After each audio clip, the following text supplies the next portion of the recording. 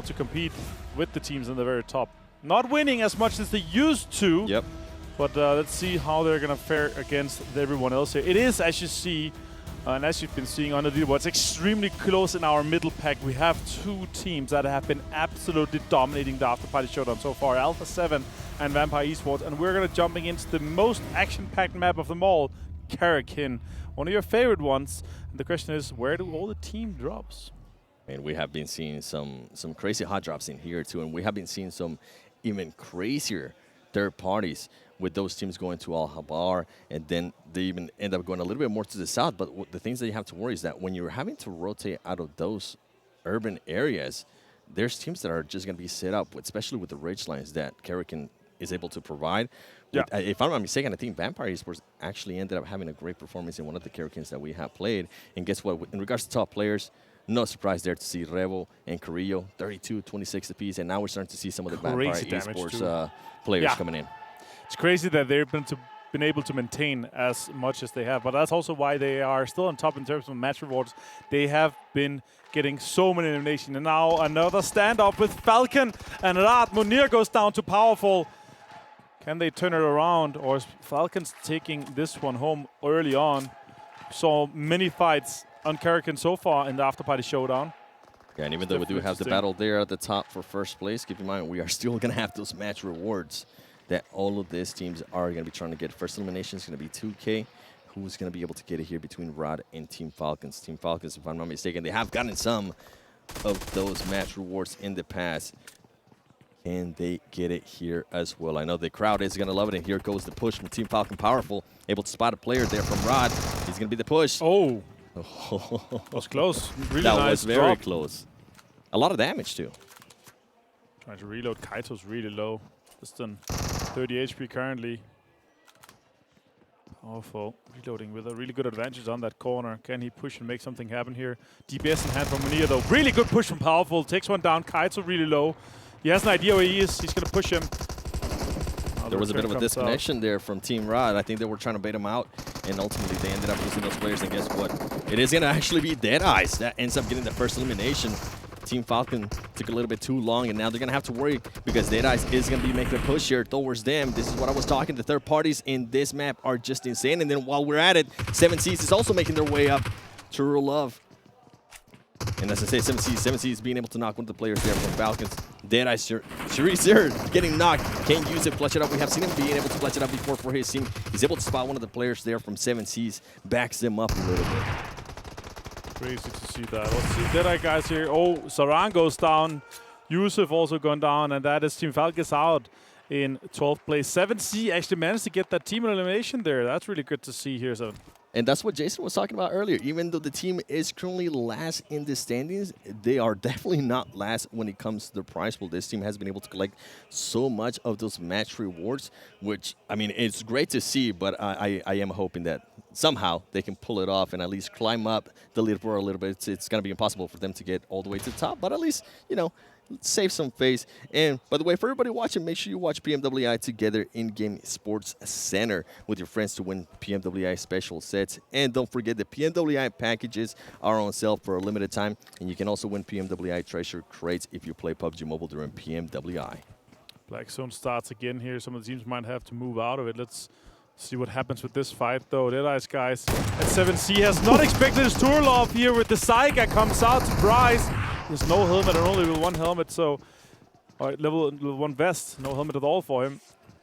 But the players there from Deadeyes actually trying to rotate some of the C4s that are going to be coming out in that rotation there. But Deadeyes, guys, is going to be working perfect as they're able to catch 7Cs by surprise. Now it's only going to be just one player standing from 7Cs. They have gotten some match rewards. Look at that, sir. Just being able to lock into people. It doesn't matter who it is. Rod losing another player. They were trying to be sneaky. They were trying to third-party that fight. It ended up backfiring for them, and now it's only Saran from 7Cs being alive, and Deadeyes, you best believe they're going to be hunting him down. Super impressive there by Shifu, being able to do that. Oh, it's just crazy. Turlov now. The Deadeyes guys are pushing, trying to finish off 7C. It is one more elimination that would give them another full team vibe. In that case, that would be huge for them. Also, Desha in the distance, kind of disengaged from that fight. Sarang trying to move around, really hunting him. And there's a point here. Turlov leading the charge. See all the players right there. Saran trying to save at least some points, trying to see if he can maybe go for some other type of match reward, which is going to be really hard because he's going to be cornered right now.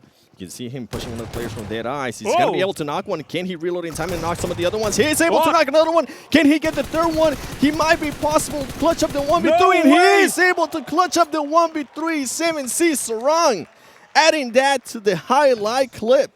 I cannot believe he managed to clutch a 1 versus 3 situation like that. And remember, they got another team wipe, so they have 2 already. That is huge for 7C. And also managing to get the first one here. Bigatron replay for that case. Nice push and bait there for Genfos.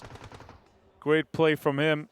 Now we have Damonkia on screen with the Alpha 7 in the distance now. AR8 is pushing Rat, and Rat Desha here is going to be taken down in 10th place.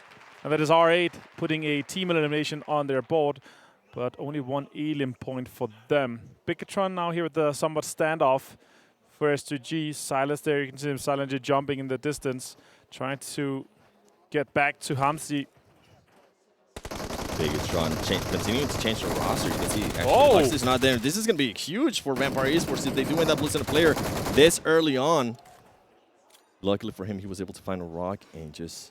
Why did they go for that? Is it because they saw the fight with S2G and Bigatron, I assume, and they wanted to third-party it? Bigatron was just 4 guys strong, so it kind of turned around for them. They have to use some smokes. In this case, is stoned out in the water.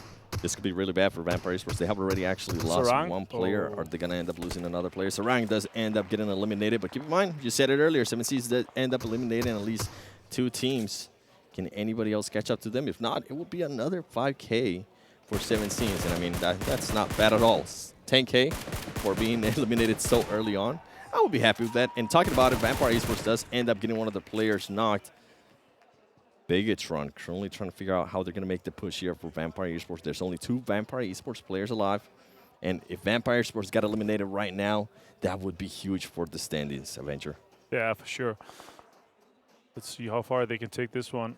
Well, we're seeing this fight, actually. One of the players from Alpha 7 just got knocked, and I think he's going to end up getting eliminated by Damonkia. That's not what we want to see. Information is coming out from Streps' high ground position here, but the case of Bigatron potentially trying to push. And you see Misery here. Well, 1 helmet, 2 vest is pushing aggressively on Streps' location. Now we see Sarang with that 1 versus 3 again, super well executed. Even with a DPS and Psycha push, Deadeye's guys could simply not withstand the power of Sarang and his well-timed movements there. Now back to Misery. What can he get out of this push? Can he maybe surprise Shreps in this situation? Rest of the Bigatron guys also pushing in. Liquid, Genfos coming into this location. Sox in the back. Scar in hand, UMP, and MP5. So, somewhat short-range shots are coming in now. G36C for Shreps. He found them now. He knows he has to disengage from that location. And I think Bigatron is going to get caught by surprise with that damage that the Vampire Esports player was able to cause. Slow down a little bit, and they need to be careful because Fluke might be able to get an angle here on them. He does have a 3-time on that M4, and we know how deadly the M4 can be. He's going to aim down. Can he knock anybody? He took too long to cause any type of damage, and I think that might have been the best choice. That way he can try to make it to his other teammate. I was a lot of support for R8. You could hear in the stadium. It's crazy. Wants to get some of those knocks and eliminations there. You can definitely hear the crowd going crazy for them and clapping. Yeah, I was going to mention with the 7C Esports, I know they've been already eliminated. I wish this is why they would be a little bit more aggressive. We have seen at least 2 of their players being able to clutch up big plays. I wish they were just a little bit more aggressive as we do see a fight here between Star Wars Esports and R8. R8 going to have the big ground advantage. They are going to have 2 players knocked from Star Wars Esports. We've seen with Pika and Top can do action coming in, being able to cause some damage. Can Pika get the angle? He's not able to. He's going to be able to get a knock. And guess what? Bigatron is trying to third-party all of this, and they are going to end up third-partying all of that. I cannot believe it. Bigatron, 6 eliminations. They eliminate R8, and on top of that, they eliminate Star Wars Esports. That is going to be huge for Bigatron, trying to get the most teams eliminated. Yeah, that is crazy. I did not expect and see that happening in that case for sure. Now, Alpha 7 has not spotted Fluke. Vampire Esports Two players left, Reps and Fluke here is completely disengaged from each other.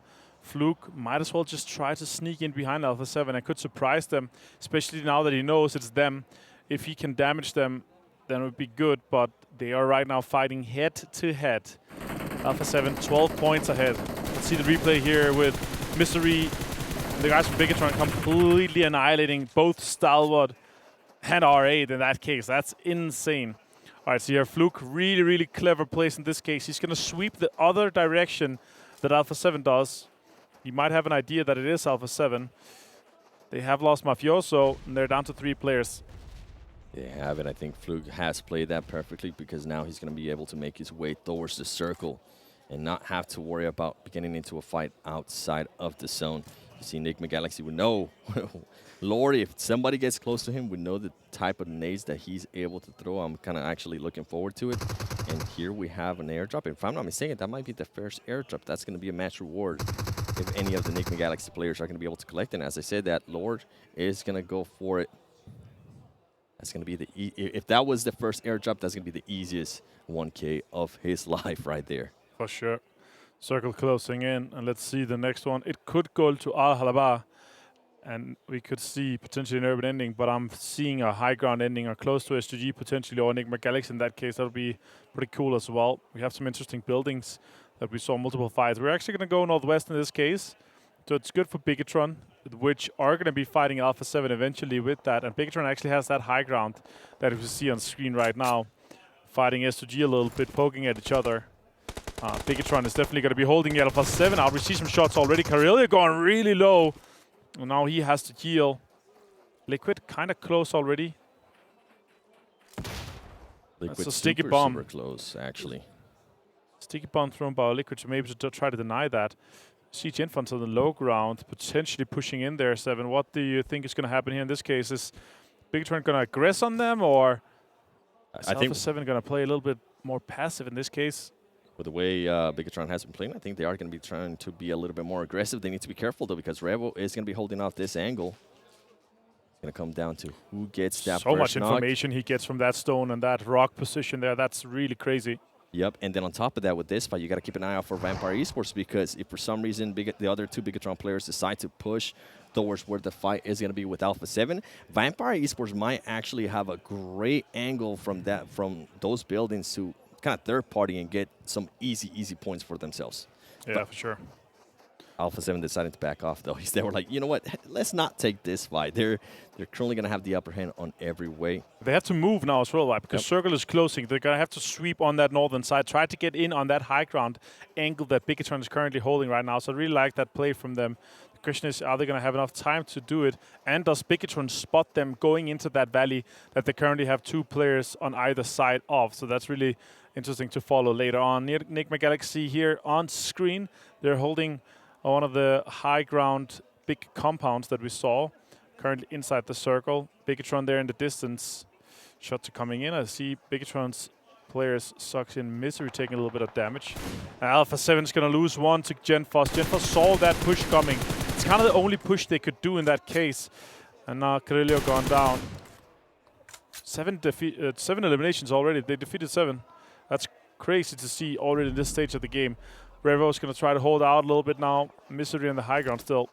Yeah, and I think Bigatron is just going to set themselves up now just to gatekeep this. And this is going to be huge for Vampire Esports because they're already in the zone. They're not going to have to worry about rotating anytime soon. And they're going to be hoping that Bigatron is just able to fully flush out Alpha 7. Alpha 7, I'm surprised they weren't a little bit more careful. I think they were just so focused thinking that, hey, I think Bigatron has already decided to rotate as well. He ended up backfiring. Guess what? S2G getting 2 knocks on Enigma.CEST. And we've seen what S2G can do as well. They're going to be super aggressive. Here comes the push. Can they get there before both of the revives go in? Are they going to have enough time, Enigma.CEST, to actually heal up? Great Molotovs right there from Hamsi. Let's see the push. What's going to happen? Freak trying to deny this push here from S2G. Really good amount of utility used in this case here. Silas trying to silent move around this corner. He's going to be able to Saiga in hand and force swap back to Saiga. Lord trying to defend. Oh, that's a good shot. Silas. Pushes Freak now. Oh my god, great push from Silas here. Super well executed by S2G. And that's another elimination for them. Revo sitting in blue. He's going to try to have to survive for as long as possible. Bigatron still holding on. And Bigatron is now the only team with 4 players left alive. This could be the game. With this Western shift we just had for them, this could be the first game that they're potentially going to be able to win here at the Afterparty Showdown here at PMWI. Yeah, they're going to be looking forward to. You can see this is actually going to benefit a little bit more because now Bigatron is deciding to push off from where Alpha 7 was. Revo might actually have enough time to just make that rotation into the circle. It comes down to how many heals does he have, as he is the last player for Alpha 7. What it looked like at some point, it was going to be a great game for Alpha 7 with Vampire Esports losing 2 players at the start. It has now completely backfired, and even though Bigatron has rotated a little bit from where they were, they can still see that line of sight straight where Alpha 7 is going to need to rotate. And the interesting part is, that right now Vampire is not going to have an amazing game. Yep. But Alpha 7 was 12 points ahead. So if they just have a little bit of a better game, our last 2 games are going to be so tight. It potentially could come down to some of the last fights in the last game to see who's going to be the winner of the Afterparty Showdown. I'm going to be looking for all of that, and I'm more than likely going to end up losing my voice. I'm really looking forward to that we have a very, very close. And, I mean, that's just yeah, that's just the fights for first place and second place. If Bigatron has a great game here, they're gonna be pushing from 5th place also to 3rd place and trying to fight Team Falcons and Star Wars Esports. So we can see a lot of changes here on the leaderboard. And as we're talking about changes on the leaderboard, guess what? One Kia currently having Sung, one of the players, out healing S2G, keeping an eye on it. And this is what happens when you're in Karakin. If you don't make early rotations, you're gonna get caught off guard. But can they connect on this Fluke? Fluke actually being able to connect with that, the M4, and I think he's going to be able to get that elimination as well. No way. No way. That is an insane spray down from that distance. Fluke from Vampire Esports coming out of Thailand to show us how they are playing. So dominant they've been so far. It's crazy how mechanically gifted these guys are. MC trying to defend this push potentially from Kia. We have Song pinned out in the blue right now, but the other guys obviously want to push this angle so they can get him back. Yeah. Oh, they're trying to crawl up silently. Oh, that's a shot. That is not good. They just pulled the Jason Kaplan. They accidentally shot right there. DPS in hand, though. DPS in hand. What? Oh! Countered with the Saiga. DNBR. What's going to happen? He's trying to pre-fire the corner. The jump. Oh, more shots. 4 more left. He's going to find him. Oh my god, that is perfect. Super important clutch for Kia in this case here. They can push in and take that high ground. MC tried to get a little bit too much flare there. I think he was trying to go for the jump shotgun shot. It didn't end up working out. One Kia, now as you mentioned, soon is going to be able to make that push towards this circle. And guess what? Bigatron, with the 4 players that they currently have, are going to be able to be the only team inside the new circle. Vampire Esports making the rotation, and this is why I've been so impressed. We've been talking about it in the back room when we've been watching these games from Vampire Esports. That composure that team has is just absolutely great. Revo actually taking on some shots here to Liquid. Maybe he's going to be able to get the knock. He's going to have to get off that heal off very fast, and I think he might be able to convert this elimination, or at least an extra point for his team. That's going to be great for Alpha 7, at least saving a little bit of points. And honestly, that elimination right there, that extra point, could make the difference if you're going to be the champion or not. And also, they've survived so far for this long. 4th place now guaranteed for them. That's 4 points from placement, plus the eliminations they've gotten as well. Guaranteed 6 points at this 6 points total at this point is going to be very important for them. Smokes are coming out. He could swing up on that, and this is going to delay Bigatron for a long time, and that could actually give the upper hand to Kia in this case. 2 eliminations and 4th place guarantees. Bigatron have to delay this. They're going to prioritize going into the circle, I think. You can see them moving there in the distance. 2 more first hits only for Revo, and he has to use the bandages to try to heal up back now, right now. And next circle's going to pop. It's going to do even more damage. He's going to be forced to be using the first hits. Schweppes and Fluke still alive and doing well, but the circle has gone west, as you saw there on the top right minimap. With Bigatron, 3 guys alive, it's looking really good. Revo's going to be found by Genfos. Pops out, finds Genfos. That is crazy. Plus, he put a little bit of damage towards him. The question is, are we going to see an elimination more going their way? Or is this going to be the opening that Vampire or potentially Damonkia needed? Yeah, and that's exactly the opening that Vampire Esports, you can see as soon as that knock went down, they start to move up, and they start to position themselves a little bit better here for the fight that's going to happen with Damonkia. Damonkia still has 3 players. Come down if Flute can use this cover that he has to at least get a knock. Being able to connect with some shots. He is going to be able to knock one of the players there from Damonkia. Does he have any extra utilities that he can throw? He's not going to have any. Can he get any other knock? And you can see the other Vampire Esports player is just going to be laying down. He's going to be able to see somebody there from Junie. Junie, he also is able to knock Junie. Can he also knock soon? Here comes the 1v1. He's not going to be able to, but at least he was able to knock 2 players there from them. Yeah, this is going to be huge for Bigatron. Bigatron is going to end up pushing the action here, and it's going to be looking like a Bigatron win. Yeah, Bigatron with 9 eliminations so far. 2 more to potentially to be picked up. But I think Sung is just going to deny this case here. That he doesn't want to give out the points for this situation. So it could be the very first Bigatron Red Aliens win here for the PMWI Afterparty Showdown.